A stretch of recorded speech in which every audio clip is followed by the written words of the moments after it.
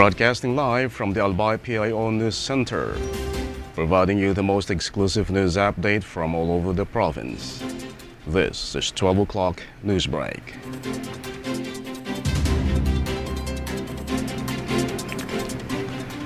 In the local scene, the Commission on Elections Provincial Election Officer Attorney Maria Oria Bobuno urged Albayanos to register early and not to wait until the last day of registration.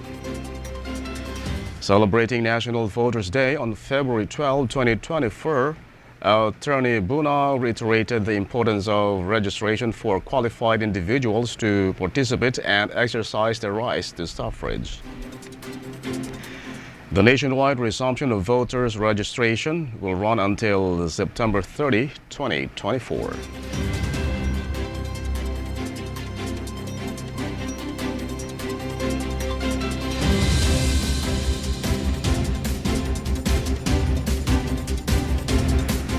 In other story, the Albay Provincial Youth and Sports Development Office, PYSDO, opened the registration for their upcoming competition event entitled Young Art, Instagrammable Mural Painting Competition that will be held on February 26 to 28, 2024. The announcement was recently posted via PYSDO official Facebook page, where the registration kickstarted last February 1, and they openly invited young Albayano artists to join in the activity. The said competition is in line with the celebration of the National Arts Month and aims to show the significance of young artists' creative expressions in paving the way for their exposure and recognition.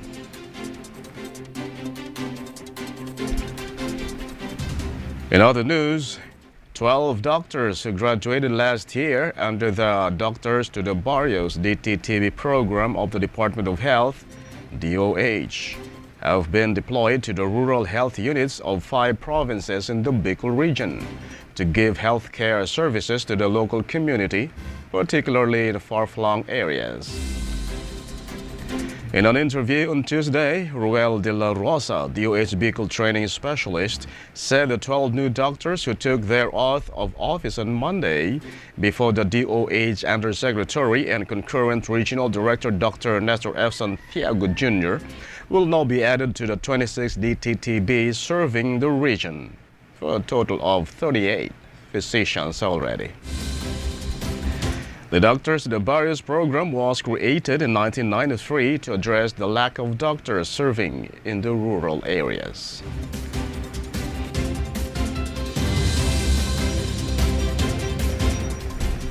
In the national scene, Filipino Catholics took part in Ash Wednesday rites to celebrate the beginning of Lent. Ash Wednesday marks the beginning of a 40-day Lent season that Catholics observe in commemoration of the death and resurrection of Jesus Christ, where Catholics are called upon to fast, pray, and reflect. Roman Catholics comprise up to 85% of the Philippine population of over 110 million, making it the religion's stronghold in Asia. In other story, Apo Maria Wangod Ogay, the Philippines' oldest traditional Kalinga tattoo artist, was among those who received the Presidential Medal of Merit on Wednesday for her impact and influence on Filipino culture and craft. The 106-year-old Mambabatok was lauded in Malacanang, where a ceremony for all recipients of the Presidential Lingkod Bayan Awards, Dangal ng Bayan Awards, and Civil Service Commission Pag-asa Awards was held. Wangod's tattoos have been sought after for its individuality and this depiction of stories of the esteemed Kalinga native culture. In 2023, Wangod became the cover star of Vogue Philippines, who hailed her as a Filipina who symbolizes the strength and beauty of the Filipino spirit. In other news, President Ferdinand Marcos Jr. on Wednesday hosted the 100th birthday celebration of the Presidential Legal Council, Juan Ponce Enrile in Malacanang, calling the retired general and former Senate President an icon in the pantheon of Philippine history. Former President Joseph Estrada and Gloria Macapagal Arroyo were among those who attended the birthday lunch for the Philippines' oldest government official. Enrile served as one of the top generals of Marcos Jr.'s father and namesake. Several years after the Marcos dictatorship ended, Enrile, who is also a lawyer, entered into politics and eventually became a senator.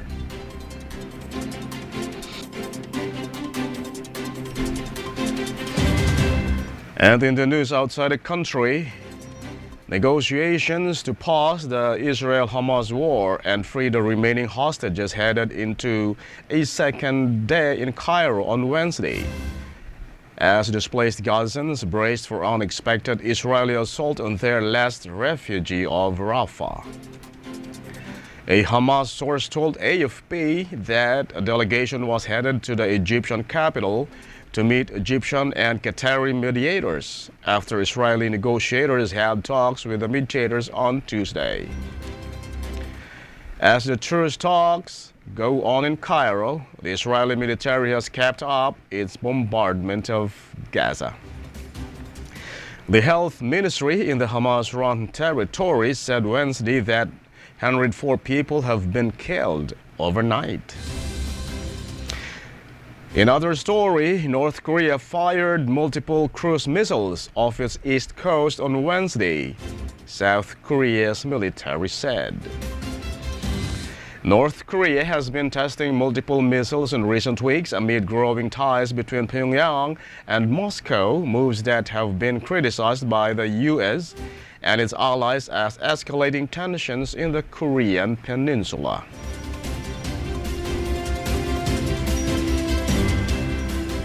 And finally, in the news outside the country, U.S. President Joe Biden said Monday the United States is pushing for a 6-week pause in the fighting between Israel and Hamas in Gaza as a stepping stone towards a longer ceasefire. Biden and Jordan's King Abdullah spoke after the two longtime allies held talks in the White House residence.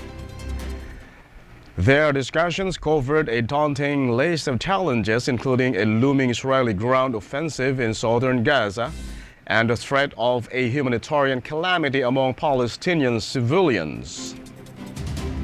Biden's team has been trying to negotiate a pause in the fighting in order to secure the release of hostages held by Hamas since the Palestinian militant group that governs Gaza launched an attack in southern Israel on October 7, killing 1,200 people, mostly women and children.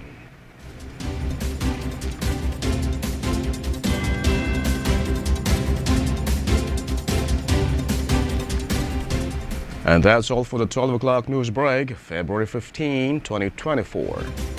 We'll be right back tomorrow for more news updates. And thanks to our 12 o'clock news break writer, Francia May Boras. And on the technical side, Chad Bobbis.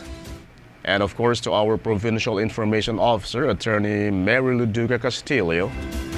And under the supervision of our Governor, Attorney Edsel Grex Lagman, I am Greg Hallare. Thank you for subscribing.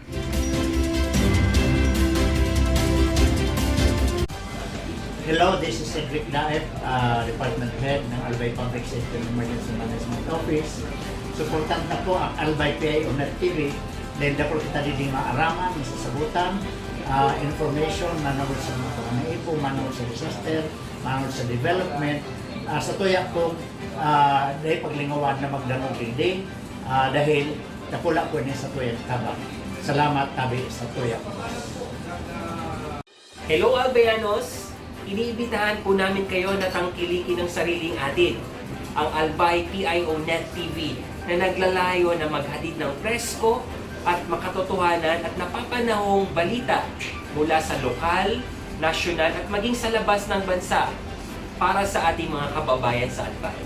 Mapapanood ito mula 8:30 hanggang 9:30 ng umaga sa Albay Provincial Information Office 2023 official Facebook page.